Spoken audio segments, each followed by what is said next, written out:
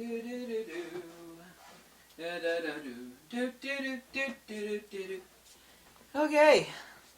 Oh my God, what a brilliant bastard I am. And you're like, egotistical schmuck. I'm like, yeah, okay, whatever. Well, why didn't anybody else ever think of this? Me being the creative bastard that I am, knowing about all sorts of neat lighting tools out there, I thought, I got a brilliant idea. Brilliant! What if I incorporated something that's extremely high precision, designed for lighting, and just took the other end of it onto a speed light? Wow, wouldn't this make for a really... Anyway, I digress. And these have been made now for like 40-some years. Nearly 40 years, I believe. A lot of these are actually Swiss, which I think are called Volrath. Mine, this is a Fostec unit, which is a South Korean one over on my camera, on the end of my macro lens. So this is adaptable to any camera. By the way, you need to type in, this is really important to this video, this is the most brilliant macro lighting tool that I've ever dreamed up. And talk about simplicity as divinity. It's really as simple as it gets. And far, far better than something, I think it's called the RC1, Anyway, it's that dual speed light unit. It's $700+ from Nikon, the little bastard, extremely expensive, plugs on top of your Nikon, has two little miniature speed lights that actually hook onto a ring which screws on the end of your lens. They point in at your macro subject. Well, that's great. It's only for macro photography. Mine is good for portraiture up to 15 feet. Actually a little farther than that, but I've tested at 15 feet.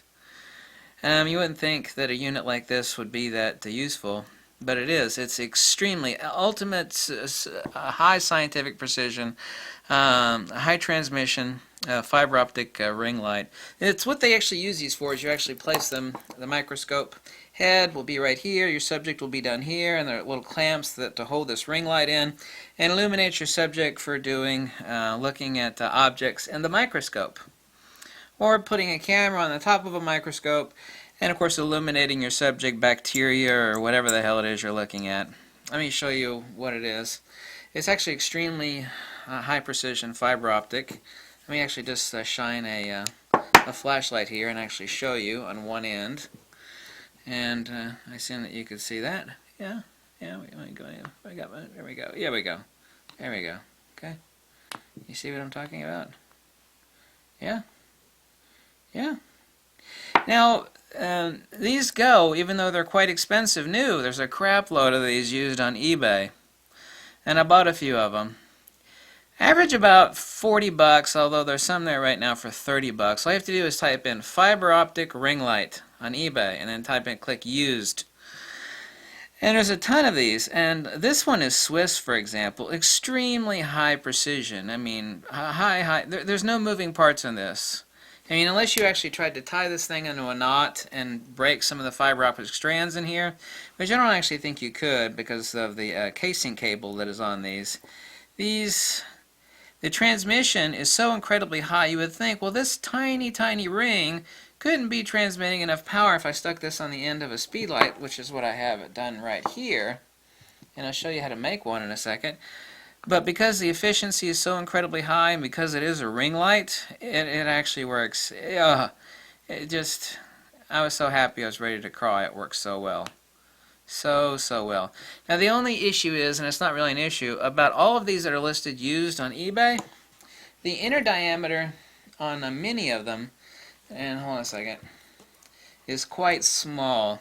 Meaning right here, so that you would actually want to have it mounted on the end of the lens so no light is actually flashing back. And I actually lined the inside of mine with soft Velcro, the fuzzy end of the Velcro, so it actually absorbed the light and it wouldn't reflect off of the shiny inner surface. It works beautifully. I get no flashback at all. I mean, the ring light is completely shooting out this way. There's actually nothing coming back in. But what is reflecting back in from your subject that you're illuminating could actually reflect off of this, so I lined it with Velcro. But you need one with inside diameter of like 3.5 inches, which covers everything up to 67 millimeters? Yeah, 67 millimeters. 3.5 inches covers 67 millimeters. So, let me show you the unit. Let me set this aside over here. Here we go. My God, this works so damn well. Hold on a second. Plug it on. Here we go. Now I know you're thinking, well, this cable's flopping down, but there's actually a way around that if I didn't want to actually loop my hand through the cable. Most of the cables are the same. They're 34 to 36 inches. The way around that, actually, I didn't have this one tightened in all the way. Yep, I didn't have it tightened in all the way. I should have done that before starting the video. Anyway, is to place it up like this so the front end of the cable can't actually flop down in front of the lens while you're shooting. I have the soft diffuser on the top of this, and I drilled a hole into it, and then I placed the tubular end into that, and I used a couple Velcro straps that you could buy from any hardware store, Lowe's or Home Depot. And on the front you could use, let me actually take this off, and put it there like this, and the easiest way to get it off, alas, is to actually dismount the lens. You should never lay your sensor up like this, but I'm going to do it this one time so it doesn't make any difference. And screw my lens off of here. There we go. I actually have an adapter ring right here. You could use a lens hood and actually apply the industrial Velcro, which you also get at the hardware store. Apply it right here. This screws into your lens, obviously. This one is just a flanged adapter. I have drawers full of these in various sizes. You can also find a step-up ring or a flanged ring. It's basically like a step-up ring where there's actually nothing that's stepped up to screw into. This is just a flat flange. And I've applied Velcro to the back of my fiber optic ring light, and when I screw this into the front filter of my camera, when I want to go and attach it, I just pop on my speed light on my camera and just boom, there we go. It's ready to rock and roll. That's pretty simple. Yeah, what you never do is what I just did, which you lay your camera with the sensor facing the exposed side up, but for the matter of this video, that's easy enough. No worries. I don't have any to take after my example, but this works beautifully. This works beautifully. Manual, TTL. I can actually see in the reflection of my lens that's filming me the ring light from the fiber optics that are coming out.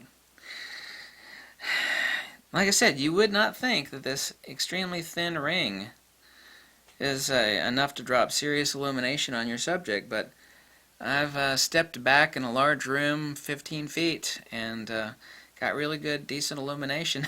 That was at what focal length? That was a 50 millimeter.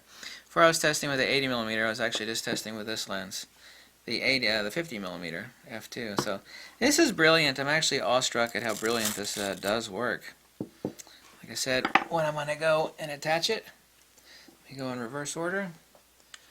Let me screw on here. There we go. Make sure it's screwed in fully. I know it looks cumbersome, but it's really simple. There we go. And I want to place this so I can place the camera down. So this one is angled. A lot of them are not angled. They come in directly from the bottom, but there's plenty of angled ones as well. There we go. That's it. Now it's attached. How difficult was that? Go in reverse order to remove it. So this doesn't have to be pointed up. But I have my hand draping through it like this. This works extremely well. And it works better than Nikon's $700 turd muffin, which has about the totality of the transmitter, the two mini speed lights, and the ring, and the adapter rings, well over 200 parts. This is simple. I mean, the entire fiber optic ring light is one unit which does not remove. It includes the cable and the ring, with the fibers running through to both ends, and then just the attachment at both ends.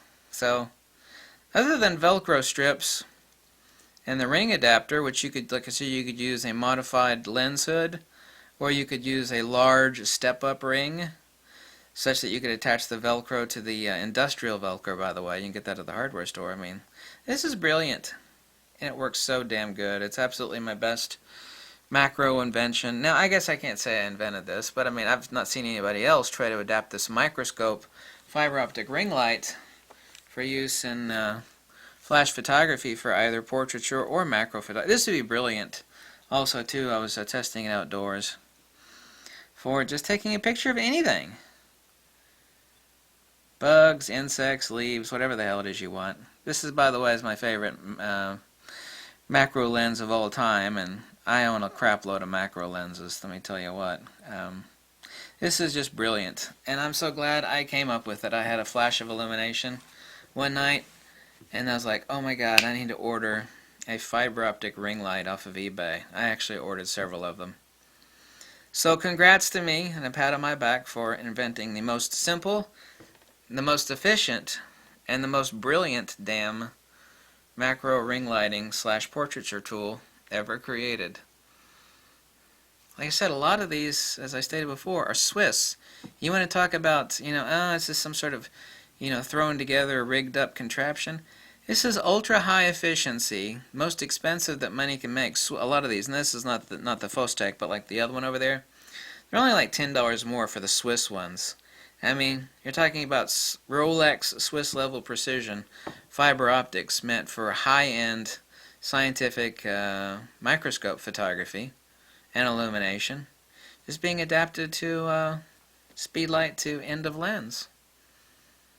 It's brilliant, and it works really damn good. Actually, it works perfectly. It doesn't work really damn good. Take that, girlfriend. If you like these videos, you can always click the link below, drop me a buck or two, tell me to jump off a cliff, whatever makes you happy. But regardless, this is effing brilliant, and I came up with it. That's right, girlfriend, I came up with it. Thanks so much for watching. Catch you later. Happy holidays, all that stuff. Bye.